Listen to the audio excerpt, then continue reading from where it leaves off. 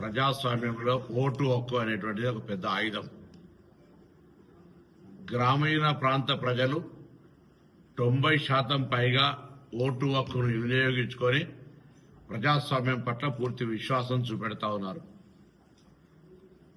Urban ప్రాంత ప్రజలు ముఖ్యంగా హైదరాబాద్ లాంటి ప్రాంతంలో కొంత ఓటింగ్ పర్సెంటేజ్ సగం కూడా ఉండనటువంటి పరిస్థితుల్లో తెలంగాణ వ్యాప్తంగా దాదాపు 40%కు ప్రాతినిధ్యం వహించేటువంటి అర్బన్ ఓటింగు రేపు జరగనున్నటువంటి దృష్ట్యా నేను అర్బన్లో ఓటు వినియోగించుకునే ప్రతి ఓటర్ను ప్రజాస్వామిక హక్కు అయినటువంటి ఓటు హక్కును వినియోగించుకోమని కోరుతా ఉన్నాను.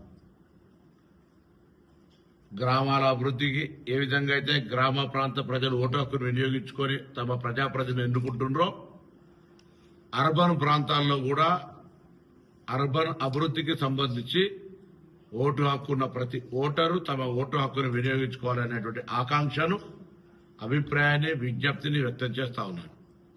దీనివల్ల ప్రజాస్వామ్యం ప్రకారంగా మెజారిటీ ఓట్లు వచ్చినటువంటి వాళ్ళు ఆ ప్రాంతాన్ని బాధ్యత గల ఓటర్ మహాశయుల నిర్ణయం మేరకు అభివృద్ధి చేసే అవకాశం ఉంటుంది.